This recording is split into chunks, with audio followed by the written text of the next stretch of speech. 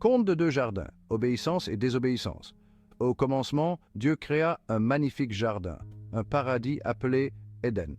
Là, il plaça Adam et Ève, le premier homme et la première femme, pour vivre en parfaite harmonie avec lui.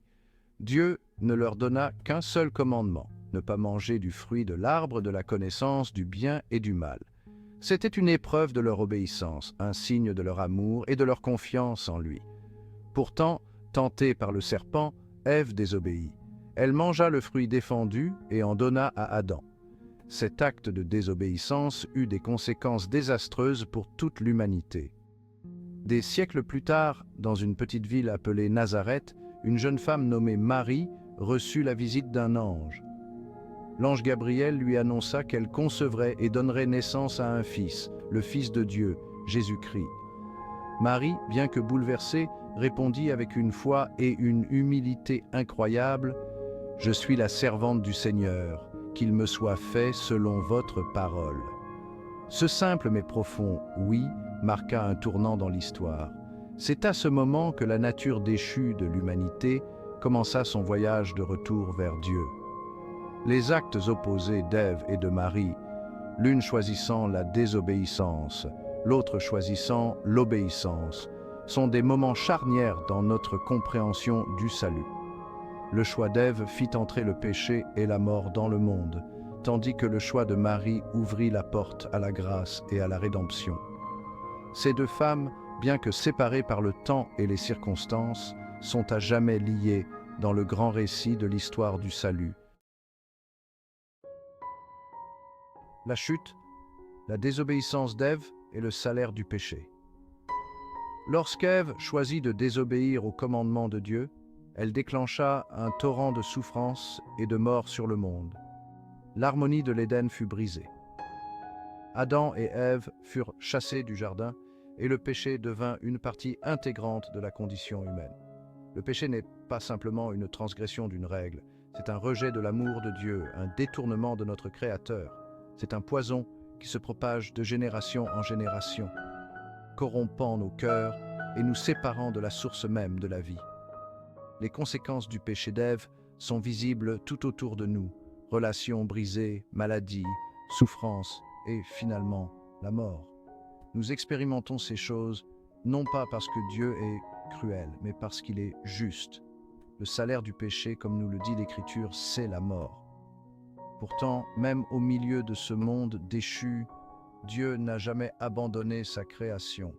Il a promis un Rédempteur, celui qui écraserait la tête du serpent et libérerait l'humanité de l'esclavage du péché. La désobéissance d'Ève nous rappelle cruellement le pouvoir destructeur du péché. Elle met en évidence la fragilité de la nature humaine et les conséquences profondes du choix de notre propre volonté par rapport à celle de Dieu. Mais elle souligne également la profondeur de l'amour de Dieu pour nous, un amour qui ne nous laisserait pas croupir dans notre péché, mais qui offrirait un chemin de retour vers lui. La nouvelle Ève, le « oui » de Marie et la promesse de la rédemption. Dans l'humilité tranquille du « oui » de Marie, nous voyons poindre l'espoir de la rédemption. Contrairement à Ève, qui s'est emparée d'une connaissance interdite, Marie s'est entièrement abandonnée à la volonté de Dieu. Elle est devenue le vase par lequel Dieu allait entrer dans l'histoire humaine, prenant notre chair et devenant l'un de nous. Dans le sein de Marie, le Verbe s'est fait chair et la promesse d'un Rédempteur a commencé à se réaliser. L'obéissance de Marie n'est pas un acte de soumission passive. C'est un acte de foi courageux. Elle a dit « oui » au plan de Dieu, même si cela signifiait faire face au mépris, à l'incrédulité et à des souffrances inimaginables. Son « oui » était un « non », retentissant au mensonge du serpent, une déclaration que l'amour de Dieu triompherait du péché et de la mort. Par sa foi et son obéissance indéfectible, Marie est devenue la nouvelle Ève, la mère de tous les vivants en Christ. Son « oui » a inversé la désobéissance d'Ève, ouvrant la voie au retour de la grâce de Dieu dans le monde. En Marie, nous voyons la beauté de l'abandon, la puissance de l'humilité et les possibilités illimitées qui s'offrent à nous lorsque nous disons oui à Dieu. Section 4.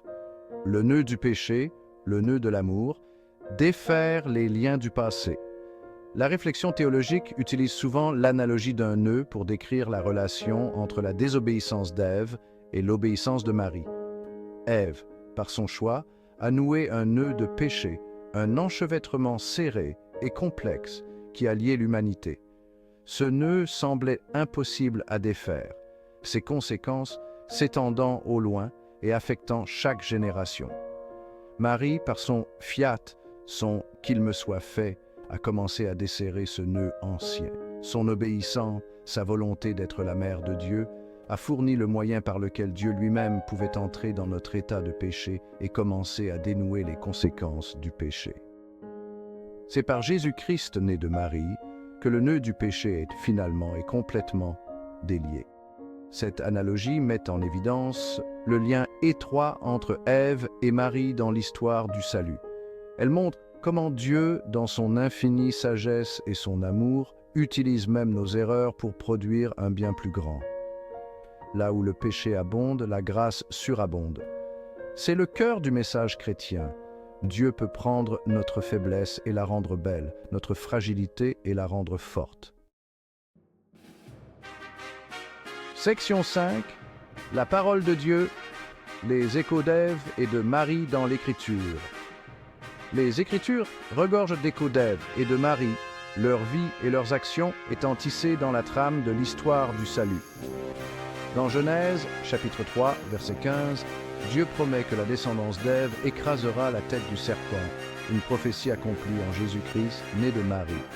Ce verset, connu sous le nom de Proto-évangélium, le premier évangile, indique le triomphe final sur le mal par la descendance d'une femme. Paul, dans sa lettre aux Romains, explique comment le péché est entré dans le monde par un seul homme, Adam, et la mort par le péché. Il oppose ensuite cela à la justice qui vient par un seul homme, Jésus-Christ, et au don de la vie par lui.